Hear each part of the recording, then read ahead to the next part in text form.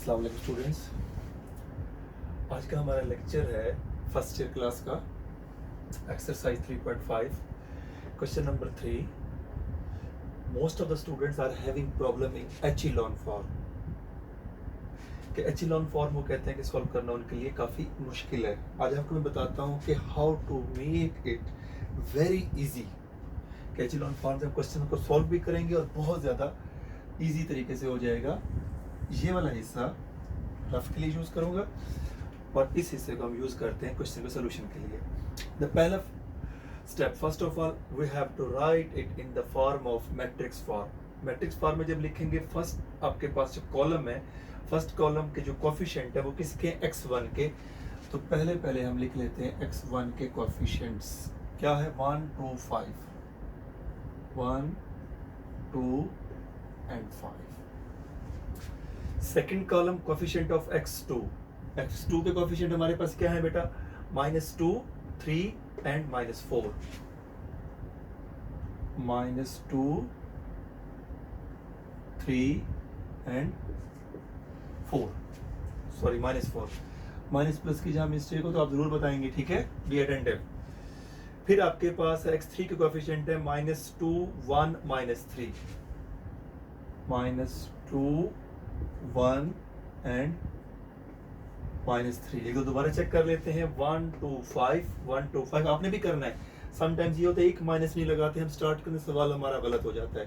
Number तो उसके मिल जाते हैं आपको प्रोसीजर के, लेकिन ये है कि आंसर गलत होने का या आपके पास एक मिस्टेक होने का, चाहे वो मिस्टेक सिली भी क्यों ना हो, तो नंबर तो कट होते हैं।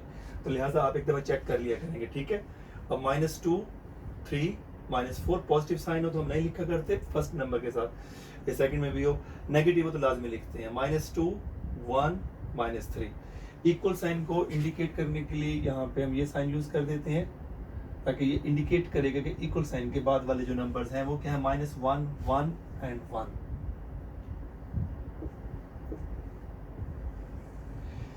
ये हो गया जी हमारे क्वेश्चन की मैट्रिक्स फॉर्म।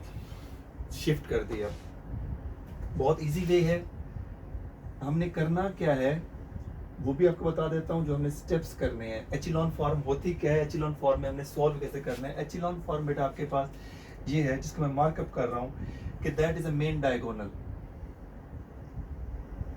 ये आपके पास क्या है, मेन डायगोनल है। एचिलॉन फॉर्म के अंदर रूल ये होता है, इस मेन डायगोनल के अंदर क्या आ जाए, 1 1 1। इसके नीचे वाली जो एंट्रीज हैं, जिसे लोअर ट्रायंगुलर भी कहते हैं, वो सारी क्या हो जाए, 0। The lower triangular or the lower part of the diagonal will become 0. Upper part will remain same. Upper part को हम नहीं छेड़ेंगे। Upper part में जो चेंजिंग आती है वो बेशक आती रहे, लेकिन हमारा जो मेन पर्पस होगा ये डायगोनल में 1 1 लाने का। अब उसके स्टेप भी आपको बता देता हूँ। स्टेप हमें क्या करने पड़ेगा, स्टेप ये करना पड़ेगा, यहाँ पे ऑलरेडी 1 है, यहाँ 1 लाने के बाद ये दो एलिमेंट को जब 0 कर देंगे, ये 2 0 करेंगे। इधर चाहे जो भी चेंज होता है नो प्रॉब्लम, ठीक है। जब ये 2 0 हो जाएंगे, then the second step we will make this element become 1। ये 1 लाने के बाद हम इसको 0 करेंगे, फिर यहाँ 1 लाने के बाद हम किसी और को 0 नहीं करेंगे, और नीचे वाला पोर्शन हमारे पास हो जाएगा। ये होता है एचिलॉन फॉर्म। अगर ये रिड्यूस्ड एचिलॉन फॉर्म हो तो lower part and upper part दोनों को 0 किया जाता है, ठीक है। अब 0 करने का क्या तरीका है, फर्स्ट रो में ऑलरेडी 1 है, उसमें कोई चेंज नहीं आएगा। फर्स्ट रो को आप बेशक वैसे का वैसे लिख दें, 1 -2 -2 -1। इसमें एक चीज का ख्याल करना है कि आपने जल्दी नहीं करनी, don't make hurry. If you will do work hurry तो गलती होने का चांस बहुत ज्यादा होता है। That is the 2। सबसे पहले ये देखो किस रो का एलिमेंट है, which element of this row, second row. Good, you have to write, indicate करें सेकंड रो, और यहाँ पे मैं बाई लिखूंगा कि ये मैट्रिक्स कैसे हासिल हुआ है। R2 and opposite sign of this element, यानी जो भी एलिमेंट लिखा हुआ है उसकी साइन अपोजिट लिख के यहाँ पे इसको वैसे लिख दें। This element of which row, ये किस रो का एलिमेंट है, this is the element of third row. तो पहले आप लिखेंगे R3, ठीक है। Then opposite sign of this element 5, +5 है तो -5 लिखें, -5 है तो +5। स्टेप्स ध्यान में रखते जाएं, जो भी एलिमेंट लिखा हो सेम एलिमेंट लिखें, लेकिन उसकी साइन चेंज कर दें, ठीक है। उसके बाद 1, ये वाला 1 जिसको हमने पहले निगलेक्ट किया हुआ है, R1 को पहले ही लिख दिया, तो इसके सामने आप लिख दें R1। ठीक है बेटा जी, यहाँ तक आपको समझ आ गई? मजमा आप कह रही थी कि आपको समझ नहीं आ रहा, स्पेशली इसलिए आपको करके दे रहा हूँ। रफ प्रोसीजर के लिए जैसे मैंने आपको बताया कि ये एकदम रफ प्रोसीजर के लिए मैं यूज करूंगा सवाल की स्टेटमेंट इसके नीचे रफ प्रोसीजर। सबसे पहले क्या लिखा हुआ है R2, तो हमें R2 लिखना है। R2 बेटा आपके पास क्या है 2 3 1 1, साइन ये बिना भी लगाए तो खैर है, हमें पता 4 एलिमेंट ऑर्डर वाइज है। उसके बाद क्या लिखा हुआ है -2 मल्टीप्लाई बाय R1, यानी इस R1 के हर एलिमेंट को -2 से मल्टीप्लाई करेंगे और इसके नीचे लिखेंगे। जब फर्स्ट से मल्टीप्लाई करूंगा तो मेरे पास क्या आ जाएगा -2 -2 इंटू -2 +4 -2 इंटू 2 +4 एंड आपके पास +2। प्लस की साइन हम नहीं लगाते रहते इसी वजह से लिखा। ये देखिए 2 -2 ये क्या आ जाएगा 0, 4 + 3 7, क्योंकि दोनों पॉजिटिव है। अगर अपोजिट साइन हो तो सब्ट्रैक्ट करते हैं हम, तो यहाँ पे क्या आ जाएगा 5, यहाँ पे क्या आ गया 3। तो सेकंड रो अब आपके पास चेंज हो कि ये आ जाएगा, क्या आ जाएगा 0 7 5 3। एक चीज का ख्याल कीजिए कि बच्चे बार दफा कंफ्यूज हो जाते हैं, पहले यहाँ पे 3 था अब यहाँ पे 7 आ गया, ये तो नंबर और उल्टा बढ़ गया। इधर जो भी आए, नेगेटिव आए पॉजिटिव आए कुछ भी आए, नो प्रॉब्लम, हमें इसको फोकस करना है कि हम इसको 0 कर रहे हैं। जब इधर जाएंगे तब इसके प्रोसीजर को सॉल्व करेंगे, खुद ब खुद सॉल्व हो गया। तो आपके पास इधर जो भी आंसर चेंज होता है होने दो, उसकी टेंशन नहीं लो। हमें फोकस क्या करना है, 1 के बाद ये 2 0 करने हैं, एक 0 हो गया, सेकंड एलिमेंट को 0 करना है। सेकंड एलिमेंट को 0 करने के लिए पहले क्या लिखा हुआ है R3, तो हम पहले R3 लिखते हैं। R3 हमारे पास क्या है 5 -4 -3 and 1। After that what is written here R1 multiply by -5, यानी R1 के हर एलिमेंट को हमें किस चीज से मल्टीप्लाई करना है -5 से। जब इधर मल्टीप्लाई करूंगा तो क्या आ जाएगा -5, यहाँ माइनस इंटू माइनस प्लस। अगर आपके पास प्रॉब्लम हो तो आप कैलकुलेटर को यूज करेंगे और कैलकुलेटर यूज करके आप उसको साथ साथ सॉल्व करते जाएंगे। तो यहाँ पे क्या आ जाएगा -5 इंटू -2 +10। अगर +10 लिखो या सिर्फ 10 लिखो, both are same, no problem. 10 और यहाँ पे +5। सिंप्लीफाई करते हैं, 0 यहाँ से क्या मिलेगा 6 7, because opposite sign you have to subtract, okay, and here subtract or add, good। 6 0 आपके पास आ गया 6 7 6। हमारे पास पहला स्टेप इसका सॉल्व हो गया। क्या मतलब, हमने यहाँ 1 लाया, यहाँ 1 लाने के बाद ये दोनों एलिमेंट हमने 0 कर दिए। उसके बाद आपको मैंने क्या बताया था, इस जगह 1, यानी इस जगह नहीं आना, यानी इस जगह सेकंड एलिमेंट जो भी होगा हमें यहाँ पे 1 चाहिए। कहाँ पे 1 चाहिए, इस एलिमेंट को हमने 1 करना है। ये 1 करने के बाद हम इसको 0 कर सकते हैं। 1 करने का इजी वे ये है, जो भी नंबर है उसके रेसिप्रोकल के साथ आप उसको मल्टीप्लाई करते हैं। जो भी नंबर दिया हुआ है मल्टीप्लाई बाय इट्स रेसिप्रोकल। यहीं पे लिखने की कोशिश करता हूँ ताकि जगह बच जाए, आगे भी क्वेश्चन को हमने सॉल्व करना है। इसमें और कोई स्टेप हमारा नहीं होगा इजाफा, इसमें सिर्फ और सिर्फ क्या करना है, रेसिप्रोकल ऑफ दिस क्या आ जाएगा अपोजिट साइन, यानी 1/7 R2। मीन ये मैट्रिक्स हमने ऐसे हासिल की है और बाकी R1 में भी कोई चेंज नहीं आएगा, R1 सेम वैसे की वैसे आएगी। 1 -2 -2 -1, ठीक है। यहाँ चेंज होगा 0, जब इसको 7 पे डिवाइड करेंगे तो 1 आ जाएगा, जब इसे डिवाइड करेंगे तो हमारे पास 5/7 आ जाएगा, जब इसको डिवाइड करेंगे तो 3/7 आ जाएगा। और इसमें भी कोई चेंज नहीं आएगा, 0 6 7 6। सेकंड स्टेप भी हो गया। सेकंड स्टेप के बाद मैंने आपसे क्या कहा था कि हमें उसके नीचे वाली एंट्री को 0 करना है। अब हमारा मकसद है सिर्फ इसको 0 करना।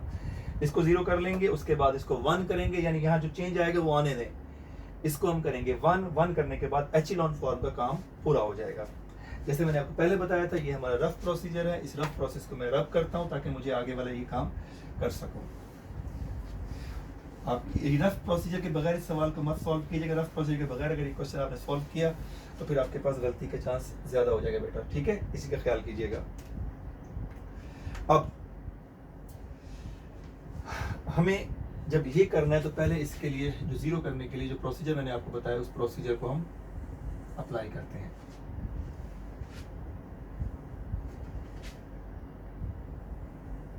हमें कुछ भी नहीं करना, सिर्फ इसको ज़ीरो करना है। तो इसको ज़ीरो करने के लिए सबसे पहले आप ये देखो ये किस रो का एलिमेंट है, थर्ड रो। गुड। अगर ये थर्ड रो का एलिमेंट है तो आप यहाँ पे लिखें बाई, पहले लिखें R3, then opposite sign of this element. जो भी एलिमेंट यहाँ लिखा हुआ है उसकी अपोजिट साइन को यूज किया। जैसे पहले यहाँ हमने यूज किया था 2 था तो अपोजिट साइन -2 लगाया, 5 था तो अपोजिट साइन -5 लगाया। जिसको जीरो करना है उसकी अपोजिट साइन यूज करनी। उसके बाद अब R1 नहीं लिखना, 1 कहाँ पे है, R2 के अंदर, तो हम R2 लिखेंगे यहाँ पे, R2।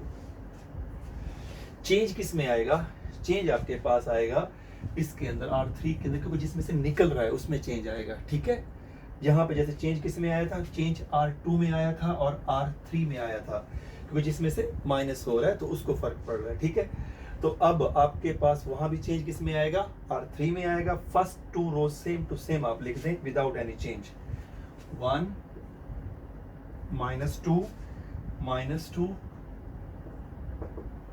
1 -1, सॉरी, छोटी सी भी गलती भी आपके पास हमारे पूरे सवाल को गलत कर देगी। 0 1 5/7, 0 1 5/7 and 3/7।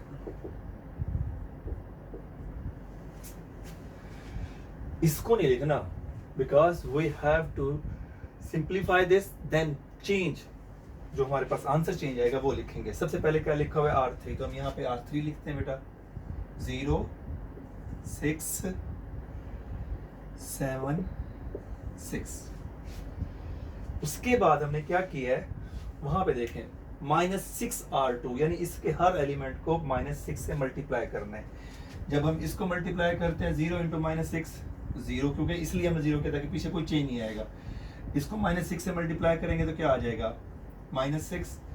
जब इसको -6 से मल्टीप्लाई करेंगे तो मल्टीप्लाई सिर्फ न्यूमरेटर से होगा। और इसको मल्टीप्लिकेशन करने के लिए मैं अक्सर अपने बच्चों को मशवरा देता हूँ कि ये वाला जो जदीद कैलकुलेटर आया हुआ है ना, ये फ्रैक्शन वाला कैलकुलेटर, ये आपको बहुत हेल्प आउट करता है ताकि आपके आंसर निकालने के लिए। ठीक है, और टाइम भी सेव करता है। ये वाला इसका देख लें, FX 991 ES और ES प्लस, ये वाला कैलकुलेटर बहुत हेल्पफुल होगा, आप इसे ले लें। ये फर्स्ट ईयर और सेकंड ईयर और 9, 10 सब में बहुत ज़्यादा यूज़ होने वाला है और हमारा बहुत टाइम भी सेव करता है। ठीक है, जब इसको करते हैं मल्टीप्लाई -6 के साथ, तो सिर्फ न्यूमरेटर से मल्टीप्लाई होगा तो क्या आ जाएगा, 6 5s are 30, -30/7। डिनोमिनेटर कुछ नहीं कहेंगे। जब 3 से करेंगे तो -18/7।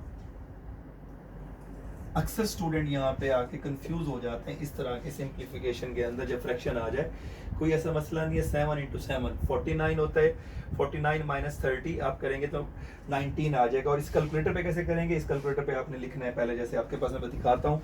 सबसे पहले हम क्या लिखेंगे, 7, फिर उसके बाद माइनस, फिर उसके बाद 30। ये फ्रैक्शन के बटन को यूज़ किया जाएगा। इस फ्रैक्शन के बटन को जब यूज़ करेंगे 30 ओवर आपके पास 7, तो फिर हम लिखते हैं तो हमारे पास देखें 19/7 आ गया कि नहीं आ गया, आपको नज़र आ रहा होगा। ठीक है, तो इस कैलकुलेटर को यूज़ करते हुए आपने यहाँ क्या लिख दिया, 19/7, 7 6 are 42, 42 - 18 जब आप करते हैं तो हमारे पास क्या आता है, 42 अगर -18 करके करें तो अभी हमारे पास सेम आएगा, 24/7 हमारे पास आ रहा है।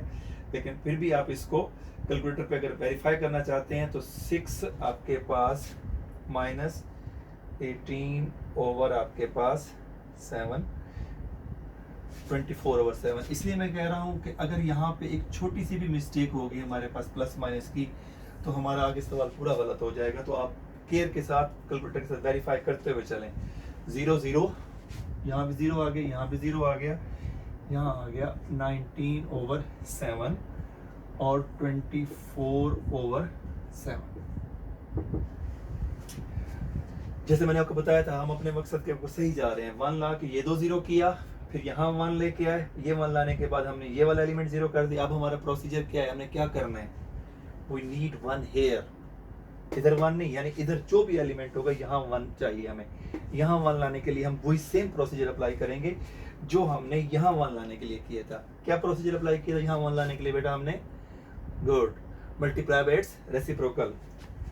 अब्दुल्ला आप कह रहे थे आपको नहीं आ रहा था, मेरे ख्याल में आपको समझ आ रहा होगा और कोई सी मिस्टेक नहीं होनी चाहिए, ठीक है? क्योंकि इसके बाद मैंने इसका टेस्ट लेना है। बाय क्या करना है बेटा? What is the reciprocal of this?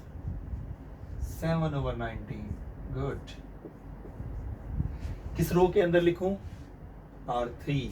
Good, ये है R3।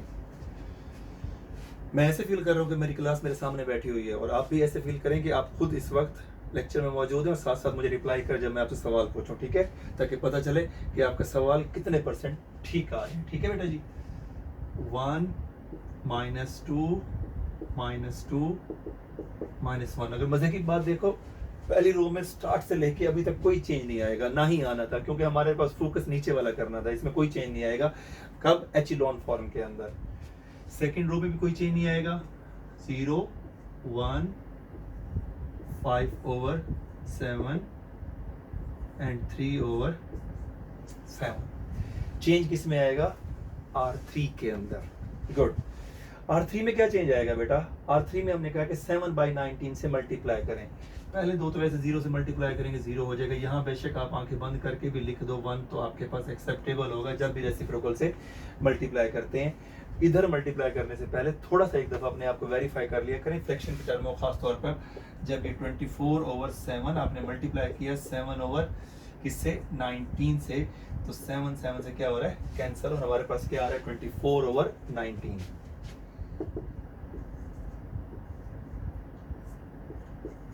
मैट्रिक्स का काम खत्म हो गया। दोबारा हमें वापस अपनी इक्वेशन में जाना पड़ेगा जहां से हमने स्टार्ट लिया था। मतलब क्या हुआ? ये कोएफिशिएंट किसका था? x1 का, ये x2 का, ये x3 का, ये इक्वल साइन को इंडिकेट कर रहा था। सॉल्व करना शुरू करते हैं।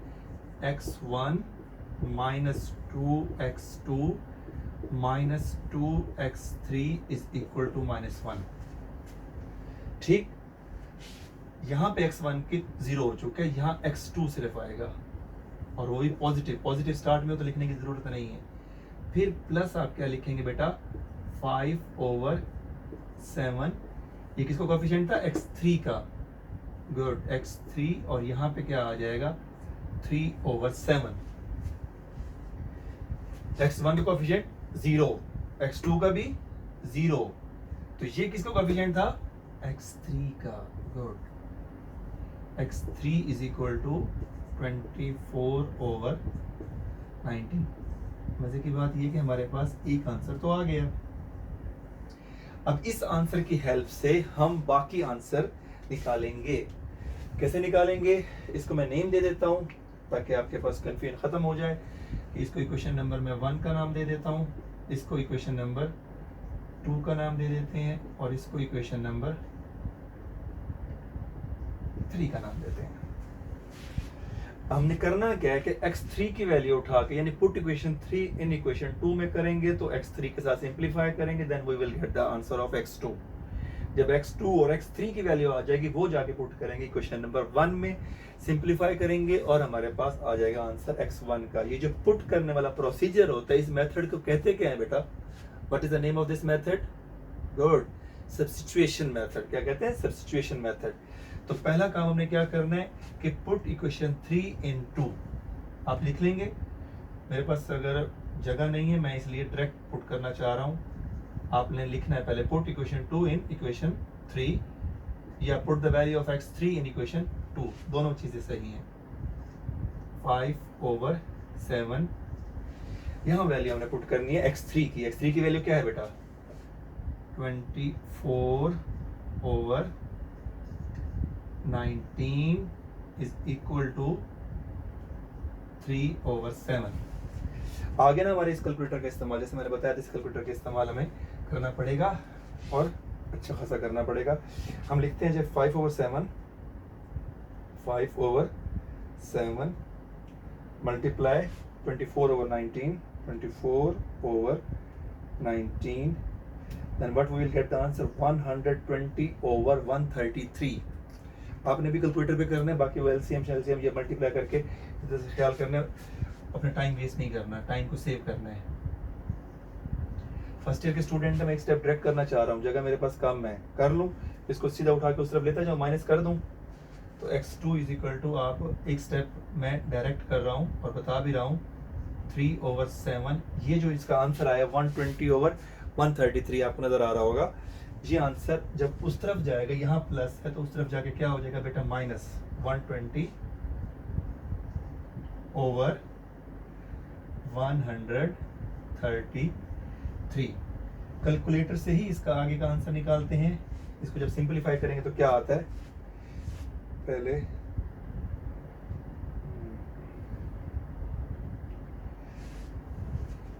मुझे लिखना है 3/7, 3/7, सॉरी 3/7 माइनस 120 ओवर आपके पास 133। Then what we will get the answer -9/19। क्या आंसर आ रहा है बेटा, x2 की वैल्यू हमारे पास आ रही है -9/19। तो हमारे पास x2 की वैल्यू भी आ गई। एक वैल्यू अभी हमारे पास बाकी है, जगह हमारे पास वहाँ ख़त्म हो गई है, तो लिहाजा इस रफ प्रोसीजर वाले को हम इस्तेमाल में लाते हैं और आपके पास मैं इसको सॉल्व कर देता हूँ। अगर खुद कर लेंगे तो ज़्यादा अच्छी बात है, मैं करके दूँ कि जी मैं ही करता हूँ। एक बात और ही बता दूँ, कुछ बुक्स के अंदर इसका जो पहला क्वेश्चन है, पहला पार्ट का आंसर गलत भी आ रहा है, तो इस चीज़ का ख्याल कीजिएगा, पहले पार्ट को आप चेक कीजिएगा कि बुक के अंदर प्लस माइनस साइन की मिस्टेक है। इक्वेशन नंबर 1 के अंदर हमने वैल्यू पुट करनी है x2 और x3 की, जो हमने निकाली है। वैसे वहां भी लिखना है, यहाँ भी हम लिख देते हैं क्योंकि ये उसके नीचे प्रोसीजर आएगा, जगह वहां खत्म होने की वजह से मैं यहाँ यूज कर रहा हूँ। क्या लिखेंगे बेटा, put the value of x2 and x3 in equation 1। चाहे वो इक्वेशन 1 ये ले लो चाहे वो ले लो, बात एक है क्योंकि इसमें भी कोई चेंज नहीं आया। x1 आपके पास बेटा वैसे का वैसे आ जाएगा -2, x2 की वैल्यू हमारे पास क्या आई, -9/19। हमने वैसे भी खुद कुछ नहीं करना, सारा कुछ जो भी करना है कैलकुलेटर में करना है, सिर्फ वैल्यू को पुट करना है। x3 की वैल्यू क्या आया बेटा, 24/19 इज इक्वल टू हमारे पास क्या आया, -1। ये कह रहा हूँ हमें कैलकुलेटर का इस्तेमाल करना है, हमें डायरेक्ट कैलकुलेटर के जरिए अपना आंसर लिख देंगे, ज़रूरत नहीं है एलसीएम निकालो ये करो, उसमें गलती आपसे हो जाए तो। -2, माइनस के साइन को साथ यूज़ कर रहा हूँ ताकि मेरे पास प्लस माइनस की प्रॉब्लम ना रहे। तो क्या लिखूंगा, -2 आपके पास दिखा दें भी चलूँ, -2 फिर आपने क्या डालनी है बेटा, ब्रैकेट, ये हमने डाली ब्रैकेट। ब्रैकेट डालने के बाद मैं आपको दिखा देता हूँ, पहले लिख लूँ -9 ओवर आपके पास 19। कैलकुलेटर को यूज़ करना भी एक टैक्ट है इस कैलकुलेटर को खास तौर पर। फिर -2, एक ही दफ़ा सारा मैं लिखता जा रहा हूँ, -2 फिर ब्रैकेट आपके पास 24 ओवर आपके पास 19, फिर आपके पास ब्रैकेट क्लोज। ये यूँ लिखेंगे बेटा कुछ आप, अगर आपको नज़र आ रहा है, आया -2 इंटू दिस, ब्रैकेट में जब यूँ लिखेंगे और यूँ लिखने के बाद अब हमने क्या करना है, सिर्फ एक बटन प्रेस करना है, वो है इक्वल का। तो क्या आंसर आया, -30/19। गुड, हमारे पास क्या आंसर आया बेटा, -30/19। तो हम क्या लिखेंगे, सिर्फ x1 -30/19 इज इक्वल टू -1, ये उधर जाए क्या हो जाएगा, plus x1 is equal to -1 plus 30/19। अब हम इसको करते हैं, इसके अंदर +1 कर देते हैं, सिंपल +1 नहीं तो माइनस का होगा, दोबारा इसको -1 प्लस 30/19 आपके पास 30/19 11/19 आ रहा है हमारे पास। इसका आंसर क्या आ रहा है, 11/19, 11/19, ठीक है, 11/19। तो ये मेरे पास बेटा जी x1 का आंसर क्या आ गया, 11/19। इस तरह से हमारे पास तीनों क्वेश्चन का तीनों पार्ट्स हमारे पास सॉल्व हो गए। अब हमारे पास समटाइम्स ये होता है कि हमें पता नहीं होता कि हमारे पास हमारा सवाल सही आया या हमारा सवाल गलत है। उस सूरत में हमें क्या करना है बेटा, उस सूरत में हमें करना ये है कि ये तीनों वैल्यूज x1, x2, x3 की वैल्यू उठा के इसमें आप पुट करें with the help of calculator, find out the answer. आपके पास राइट हैंड साइड को सेटिस्फाई करेगा, तीनों इक्वेशन को सेटिस्फाई करेगा। अगर ये किसी एक भी इक्वेशन को सेटिस्फाई नहीं कर रहा तो समझ लें फिर हमारे पास कोई ना कोई गलती हो गई है। अगर हमारा आंसर उसको सेटिस्फाई कर रहा है तो बेशक बुक हो, कुछ भी हो, बुक में मिस्टेक हो सकती है, फिर आपके पास गलती नहीं हुई। मुझे उम्मीद है कि आप सबको पूरी तरह से समझ आ गया होगा सवाल, क्योंकि मैंने बताया बुक के अंदर यहाँ पे प्लस की बजाय माइनस लिखा हुआ है, कुछ बुक्स के अंदर माइनस लिखा हुआ है, -24/19। तो ये करेक्शन कर लीजिएगा बुक के अंदर x3 की वैल्यू का भी। और हमारे पास सॉल्व हो गया। मुज़मा होपफुली आपको भी क्लियर हो गया, अब्दुल्ला, शफीक, मूसा सबको क्लियर हो गया। फुरकान पाकिस्तान में बैठे हो, समझ लो आप, इसका मैंने कल भी टेस्ट लेना है आपसे, ठीक है बेटा। ओके, टेक केयर एंड अल्लाह हाफिज़।